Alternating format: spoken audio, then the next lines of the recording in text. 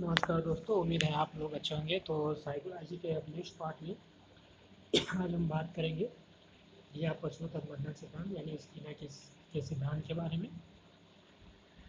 Operant conditioning theory. तो इसका अन्य नाम है, अन्य नाम क्या क्या है? सक्रिय अनुबंधन सिद्धांत, कार्यात्मक प्रतिबद्धता सिद्धांत, नैमित्तिक अनुबंधन सिद्धांत। नैमित्तिक अनुबंधन सिद्धांत यानी लीवर दबाना भोजन प्राप्त करने का निमित्त है, एक साधन है। साधनात्मक अनुबंधन सिद्धांत यही साधन है। इंस्ट्रूमेंटल कंडीशनिंग थ्योरी, इसे आर टाइप अनुबंधन कहते हैं। आर यानी रिस्पांस, पहले रिस्पांस करने किया इसने। पाँचवा है संभावित पुनर्वलन सिद्धांत, यहीं से निकलता है पुनर्वलन, ये पुनर्वलन की बात करते हैं। छठवा है आर्यस अनुबंधन सिद्धांत या आर आर सिद्धांत, आर्यस रिस्पांस स्टिमुलस अनुबंधन सिद्धांत। आर आर सिद्धांत रिस्पांस रीइंफोर्समेंट, यही ऊपर का रीइंफोर्समेंट को पुनर्वलन ही कहते हैं सिद्धांत।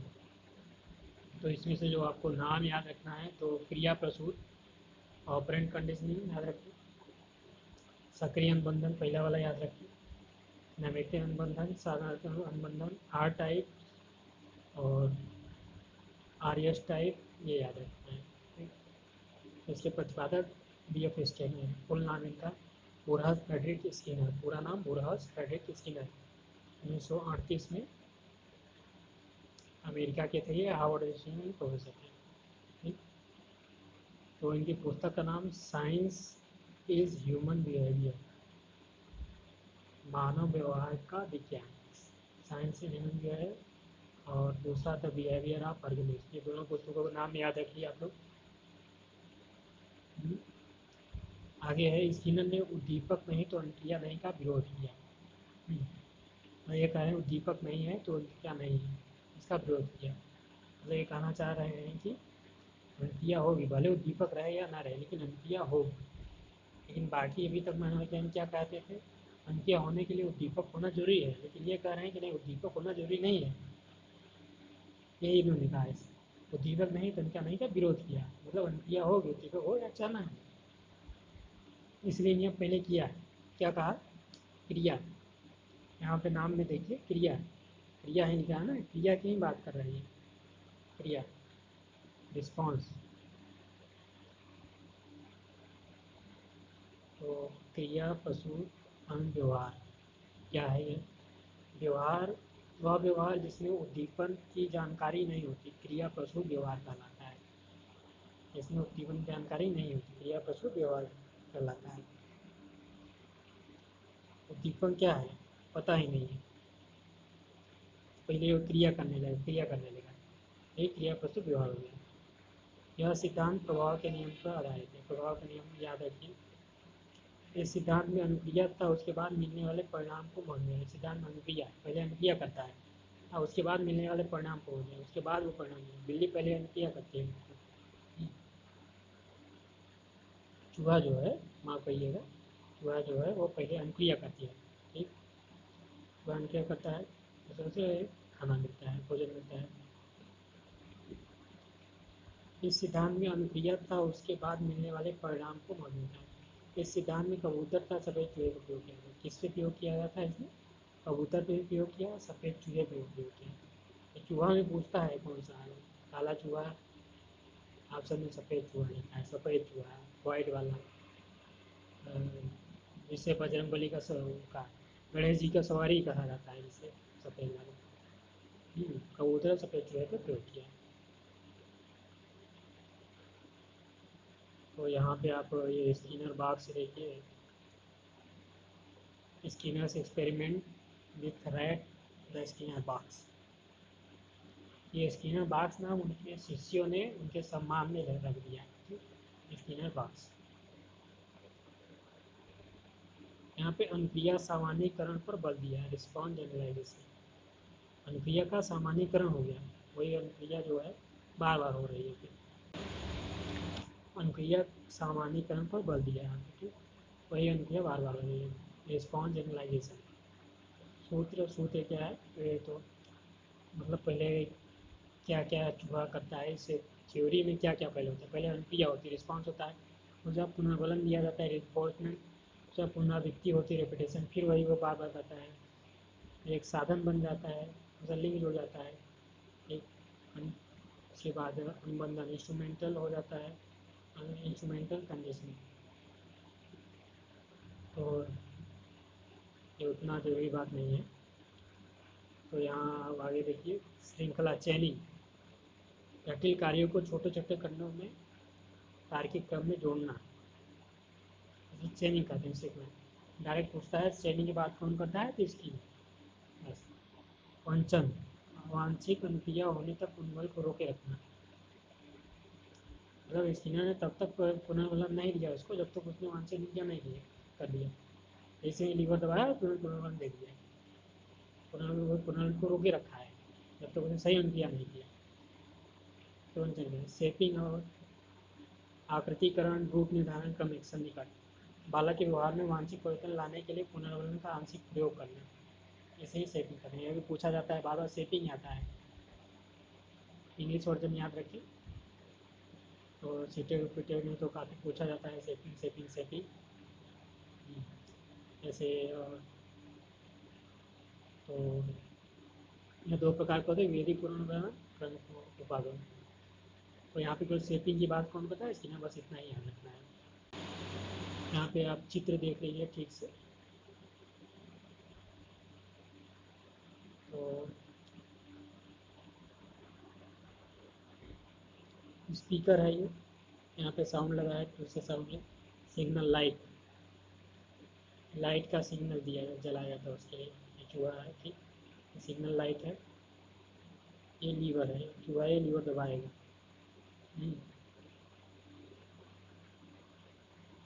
फूड कप, और उसमें चला जाएगा इलेक्ट्रिक ग्रिड।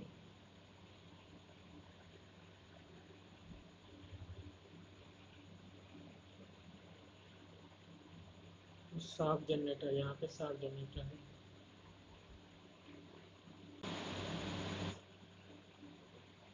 इसका आधार वाक्य है, मतलब ये कहना क्या चाह है, किसी क्रिया को करने के बाद यदि बल प्रदान करने वाला उद्दीपक मिलता है तो उस क्रिया को करने की शक्ति वृद्धि हो जाती है।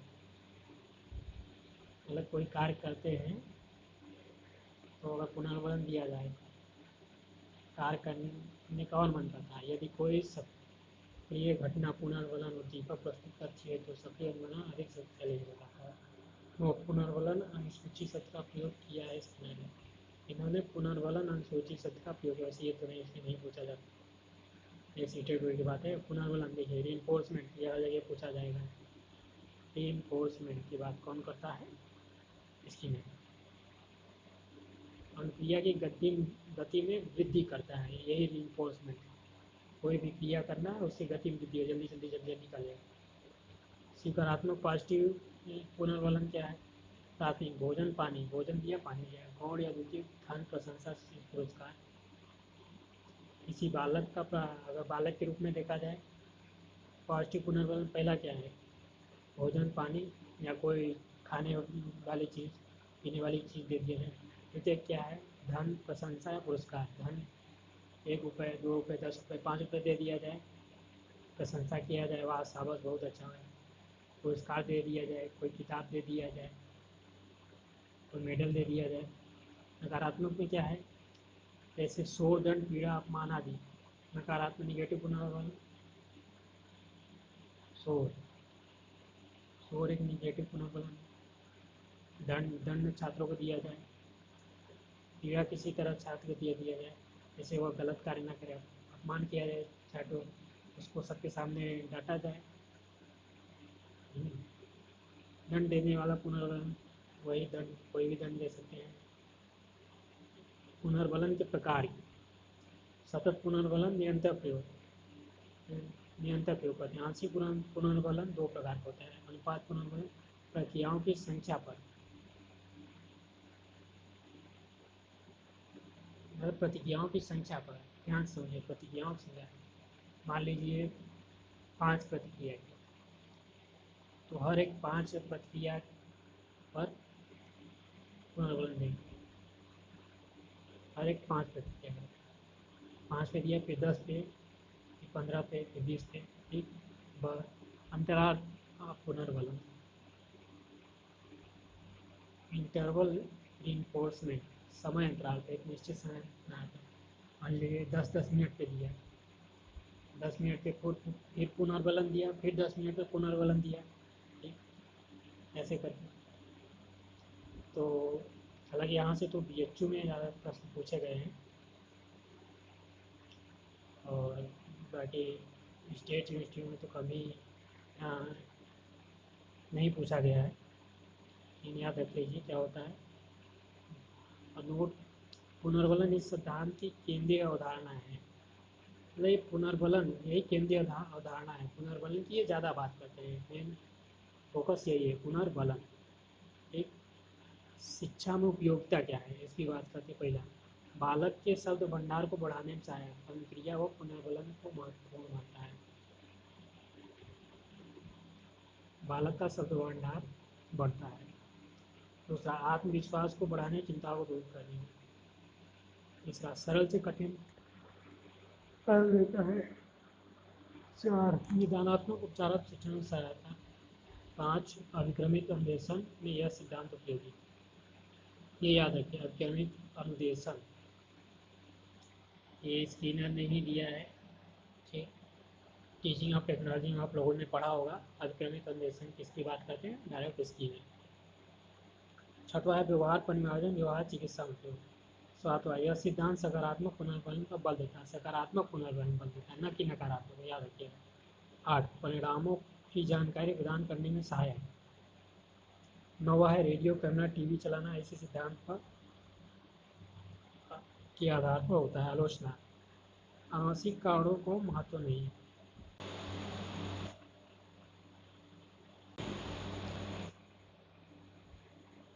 तो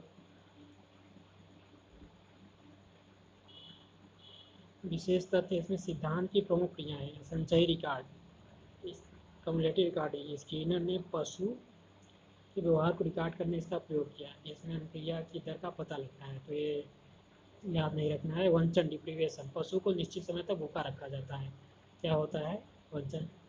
मैगजीन प्रशिक्षण, इसमें चूहे को भोजन कप के पास मैगजीन की आवाज़ को उसके पास जाना सिखाया जाता है। कार्यक्रमित सीखना, प्रोग्राम लर्निंग, अभिक्रमित अनुदेशन, ये जरूरी है, ये याद रखिए। यह सिद्धांत अभिक्रमित अनुदेशन पर आधारित है। सीखे जाने की सूचना छोटे छोटे चरणों में विभाजित करना, शिक्षार्थी क्रिया के तुरंत बाद परिणाम दिया जाता है, शिक्षार्थी अपनी गति से सीखता है। तो चौथा पॉइंट याद रखिएगा। 5वां है पुनर्बलन का महत्व। 2 प्रकार, सकारात्मक या धनात्मक पुनर्बलन, पॉजिटिव रीइंफोर्समेंट, और पुनर्बलन जिससे अनुक्रिया की संभावना बढ़ जाती है, जैसे भोजन। 2 प्रकार, प्राथमिक भोजन पानी, द्वितीयक या गौण प्रशंसा सम्मान। नकारात्मक में है वह पुनर्बलन जिसके हटने से अनुक्रिया की संभावना को शक्ति मिलती है, शोर, पीड़ा, अपमान आदि। वह पुनर्बलन जिसके हटने की अनुक्रिया की संभावना को हटने से अनुक्रिया की संभावना को शक्ति मिलती है। दंड क्या है, जिसके देने पर अनुक्रिया की संभावना कम हो जाती है, जैसे ट्रैफिक जुर्माना लगाना। छात्र रिकॉर्ड करके नहीं आया तो कोई दंड देना। पुनर्बलन अनुसूची 2 प्रकार के, सतत पुनर्बलन तो होगा, आंशिक पुनर्बलन ये भी हो ही गया है। इसके 4 प्रकार होते हैं, तो आंशिक के 4 प्रकार होते हैं। निश्चित अनुपात पुनर्बलन अनुसूची, यह क्या है, प्रत्येक निश्चित संख्या में अनुक्रिया पर पुनर्बलन, जैसे प्रत्येक 5 है, प्रत्येक 5 है, 5 किया आप पुनर्बलन दिया, फिर अगला 5 किया फिर पुनर्बलन दिया, फिर अगला 5 किया फिर पुनर्बलन, प्रत्येक निश्चित संख्या, प्रत्येक 7 या 7 लेके बता रहे हैं, 7 किया फिर दिया, फिर अगला 7 किया फिर दिया, फिर अगला 7 दिया या फिर दिया, ऐसे ही। अभी है परिवर्त्य, वेरिएबल अनुपात समूह, अनुक्रिया की संख्या निश्चित नहीं होती, कभी 8वीं पर या कभी 2 के बाद, कभी 8वीं भी दे दिया, कभी 2 भी दिया है, जैसे नहीं तैसे बदल बदल के दे रहे हैं पुनर्बलन, कोई फिक्स नहीं। सी है निश्चित अंतराल पुनर्बलन, फिक्स्ड इंटरवल, निश्चित 50 सेकेंड या 30 सेकेंड का। तो पहला ए और बी में आप देखेंगे तो अनुक्रिया की बात करता है, एक निश्चित अनुक्रिया 5 या 7 या 8 या 2। जो 80 में देखिए इसमें समय की बात करता है, 50 सेकेंड या 30 सेकेंड है, निश्चित 50 सेकेंड, मतलब 50 सेकेंड हो गया या पुनर्वलन। अब अगला कब देगा, 50 प्लस प्लस 100 सेकेंड पे देगा, ठीक। फिर अगला देगा प्लस 50 150 सेकेंड में, फिर अगला 200 सेकेंड पे, या 30 सेकेंड लेके देखें तो पहला 30 सेकेंड में, दूसरा 60 सेकेंड पे देगा, फिर उसके बाद 90 सेकेंड पे देगा, फिर 120 सेकेंड पे देगा, ऐसे। अगला है डी, परिवर्त वेरिएबल अंतराल पुनर्वलन, निश्चित ना होकर अनियमित अंतराल पर। वहाँ पे निश्चित था 30 या 60 सेकेंड, और अनियमित अंतराल जब एकदम नहीं था, आगे पीछे कहीं वो। नोट क्या है, सतत पुनर्वलन की अपेक्षा आंशिक पुनर्वलन में क्रिया प्रसूत क्रिया ज़्यादा। सतत बार बार पुनर्वलन देंगे तो उसमें वो बच्चा भी हो जाता है बार बार, तो आंशिक थोड़ा थोड़ा करके वो ज़्यादा सही रहेगा। परिवर्त अनुपात पुनर्वलन में अनुक्रिया पर सबसे ज़्यादा, निश्चित अनुपात अनुसूची उच्च अनुक्रिया पर। परिवर्त अंतराल अनुसूची में साधारण पर ये सब नहीं आता। 8वां है शेपिंग, ढलना, 5 अनुक्रिया को पुनर्वलित करना, तो पहले बता चुके हैं शेपिंग, तो ये भी मीनिंग याद रखिए। 2 तत्व हैं, विभेदी पुनर्वलन, कुछ अनुक्रिया को पुनर्वलित करना, दूसरा क्रमिक उपागम, उसी अनुक्रिया को पुनर्वलित जिसे वह सीखना चाहता है, ये भी नहीं आता, छोड़ दीजिए। 9वां है शाब्दिक व्यवहार, वर्बल बिहेवियर, स्किनर ने इसको 4 भागों में मान, टैक्ट, प्रतिध्वनिक व्यवहार, ऑक्टोपेड, ये भी नहीं आता, ये मत याद रखिए। नीचे नोट में आइए, नोट क्या है, सक्रिय अनुबंधन अनुक्रिया के 8 वर्ग हैं, पुरस्कार द्वारा सीखना, ठीक। तो पुरस्कार द्वारा सीखना, अपेक्षा द्वारा से बच्चा कैसे सीखेगा, आप पुरस्कार दीजिए बार बार सीखेगा, उपेक्षा कर दीजिए तो सीखेगा, सर उपेक्षा कर रहे हैं, अब ऐसी गलती नहीं करेंगे। तीसरा पलायन द्वारा सीखना, बच्चा भाग गया तब भी कुछ सीख गया। दंड से बचने के लिए सीखना, वो दंड नहीं लेना चाहता, टीचर मारेंगे तभी वो कुछ सीख रहा है। विभेदक उद्दीपन की उपस्थिति में सीखना, विभेदी उपेक्षा करके सीखना, सक्रिय क्रियता को टालने के लिए सीखना, विभेदक दंड प्रसूत सीखना, ये यहाँ से भी नहीं आती। तो पावलोव स्किनर सिद्धांतों में अंतर क्या है, ठीक। पावलोव स्किनर, पावलोव दीपक की बात करते हैं, दीपक बताना, जैसे स्टिमुलस, और स्किनर जो है वो रिस्पांस की बात करते हैं, इन्फोर्समेंट,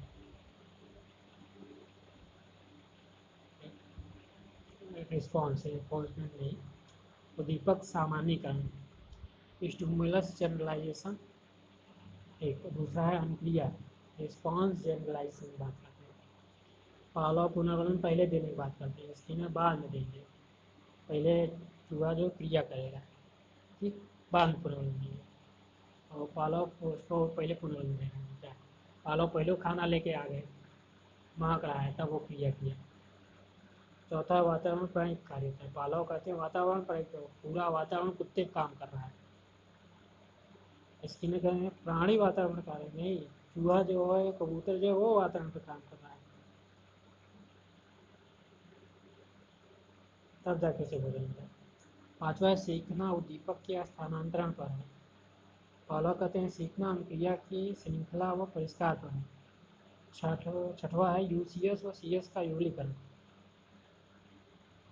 स्किनर कहते हैं अनुक्रिया पुनर्विवेक व युगलीकरण। पावलोव यूसीएस सीएस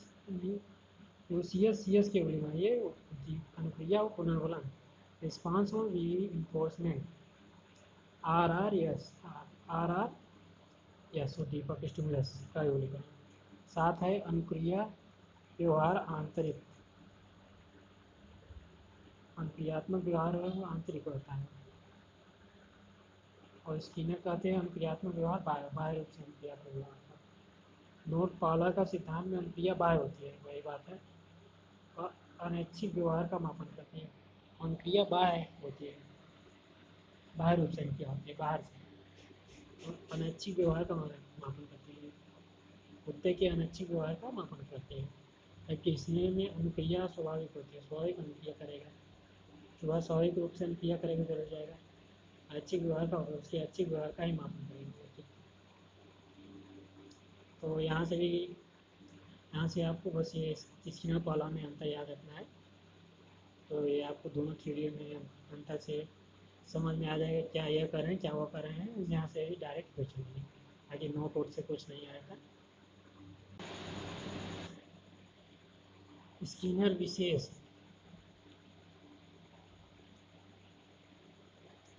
तो ये 1904 से 1990 तक मेरा कार्यकाल रहा, जीवित रहे। क्या कहते हैं, रिक्त प्राणी पागम क्यों, रिक्त प्राणी पागम की बात करते हैं तो क्यों। सीखने की व्याख्या करने के लिए जटिल सिद्धांत की आवश्यकता नहीं हो, ना ही दैहिक चरों की आवश्यकता हो, इसीलिए रिक्त प्राणी पागम व्यवहार का निदान बाह्य कारकों द्वारा होता है। यहाँ से क्वेश्चन नहीं पूछे जाते। ठीक, अगला है क्रिया प्रसूत अनुक्रिया। टहलना, हंसना, चूहे द्वारा लीवर दबाना, ऐसी अनुक्रिया जिनका संबंध या तो दीपक से नहीं होता है, इसका संबंध ऐच्छिक क्रिया से होता है। टहलना, चूहा टहल रहा था, हंस रहा था, चूहे द्वारा लीवर दबाना, वो तो ऐसे ही दबा, उसको कहाँ पता है कि वो भोजन मिल जाएगा, लीवर दबा देंगे, वैसे ही कर रहा था। ऐसी अनुक्रिया जिसका संबंध ज्ञात तो दीपक से नहीं था, उसे पता ही नहीं था भोजन लगता है, इसका संबंध ऐच्छिक क्रिया से होता है। ऐच्छिक क्रिया मतलब वो अपनी इच्छा से कर रहा था। अगला है क्रिया प्रसूत में व्यवहार वो उसके परिणाम पर बल दिया जाता है, व्यवहार और उसके परिणाम पर बल दिया जाता है, सापेक्ष पुनर्बलन पर बल दिया जाता है, व्यवहार परिणाम पर दिया जाता है। अगला चूहे पर प्रयोग किया गया बांस का नाम पहले क्रिया प्रसूत अनुबंधन कक्ष था, बाद में स्किनर बॉक्स रखा गया। पहले क्या नाम था, क्रिया प्रसूत अनुबंधन कक्ष, क्योंकि स्किनर ने पहले इसकी खोज की थी तो उन्होंने का नाम रख दिया, बाद में उनके शिष्यों ने स्किनर बॉक्स रख दिया। अगला है 1938 पहली पुस्तक द बिहेवियर ऑफ ऑर्गेनिज्म, पुस्तक का नाम याद रखें। और 1953 में साइंस एंड ह्यूमन बिहेवियर, ये है, वर्बल बिहेवियर नहीं पूछा जाता। बियॉन्ड फ्रीडम एंड डिग्निटी, ये याद रखिए। इंडिया ओल्ड एज, ये भी नहीं। शेड्यूल ऑफ एनफोर्समेंट, ये याद रखिए। इन्हें योगदान अवार्ड एपीए का फुल फॉर्म होता है अमेरिकन साइकोलॉजिकल एसोसिएशन, एपीए। और नेशनल मेडल ऑफ साइंस से सम्मानित किया गया। स्किनर के व्यवहारवाद को वर्णात्मक व्यवहारवाद भी कहा जाता है, वर्णात्मक व्यवहारवाद। स्किनर ने अंधविश्वास व्यवहार का अध्ययन किया। पावलोव के समान स्किनर ने विलोपन व स्वतः पुनर्लाभ अवधारणा का प्रयोग किया। तो यहाँ से आप बुक का नाम याद रख लीजिएगा, ठीक। और यहाँ से तो कुछ नहीं है पूछा जाता।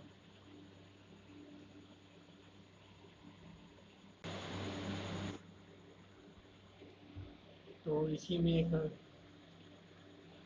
और मनोवैज्ञानिक थ्योरी की बात करते हैं आगे। तो इसका संयुक्त अनुबंधन का सिद्धांत या स्थानापन्न का सिद्धांत प्रतिपादक एडविन गुथ्रे। तो ये पूछ लेता है डायरेक्ट, संयुक्त अनुबंधन सिद्धांत किसने दिया, एडविन गुथ्रे। एडविन गुथ्रे ने किसका कौन सा सिद्धांत दिया, संयुक्त अनुबंधन का सिद्धांत और स्थानापन्न का सिद्धांत, या मिलान करने के लिए दे दिया है। इस सिद्धांत में उत्तेजना तथा अनुक्रिया के मध्य संबंध स्थापित करने बल दिया जाता है। प्रयोग खरगोश, जैसे प्रयोग किया खरगोश के बल, बस डायरेक्ट यही नाम याद रखना है, खरगोश पे और एडविन गुथ्रे, सुल्तान सिद्धांत, ये तीन याद रखना। बाकी इसके अंदर से कुछ नहीं पूछा जाता, फिर भी मैं बता दे रहा हूँ। गुथ्री का प्रतिस्थापना सिद्धांत। गुथ्री के अनुसार सीखना उद्दीपक और अनुक्रिया के मध्य पुनर्बलन के आधार पर नहीं अपितु संयुक्ता के आधार पर है। संयुक्ता के आधार पर यह आधार है, पुनर्बलन पे नहीं है। अभी तक से पुनर्बलन की बात, ये कहते हैं संयुक्ता। तो इसको ऐसे भी याद रखेंगे, गुथ्री का संयुक्ता का सिद्धांत याद रखिएगा। गुथ्री का संयुक्ता का सिद्धांत, ये याद रखिए, ऐसे ही रख लीजिए, लिख लीजिए अपने कापी में। गुथ्री का संयुक्ता का सिद्धांत, गुथ्री का संयुक्ता अनुबंधन सिद्धांत, ये याद रखिए। उत्तरी का संयुक्तानुबंधन सिद्धांत, उत्तरी का स्थानापन्न सिद्धांत। आगे क्या कहते हैं, सीखना एक ही प्रयास का परिणाम होता है, इसलिए इसे एकल प्रयास सिद्धांत भी कहा जाए। एकल प्रयास सिद्धांत। उत्तरी के अनुसार सीखना अनुक्रिया को उत्तेजकों की तरफ से प्रतिस्थापित करने की प्रक्रिया है। तो ये उत्तेजक यानी स्टिमुलस S1, S2, S3 ये सब स्टिमुलस हैं, उत्तेजक, तब जाके सीखता है।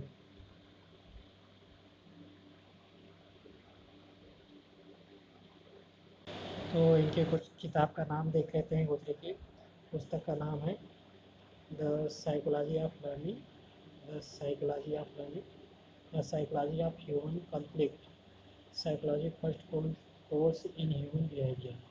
पहला दूसरा याद रखना है, 1938 वाला। The psychology of learning, the psychology of human conflict. गुथरी ने प्रेरणा के महत्व को स्वीकार नहीं किया, पुरस्कार व दंड की भी अपेक्षा की। हर्टन के साथ पहली बॉक्स में इस बिल्ली का प्रयोग किया।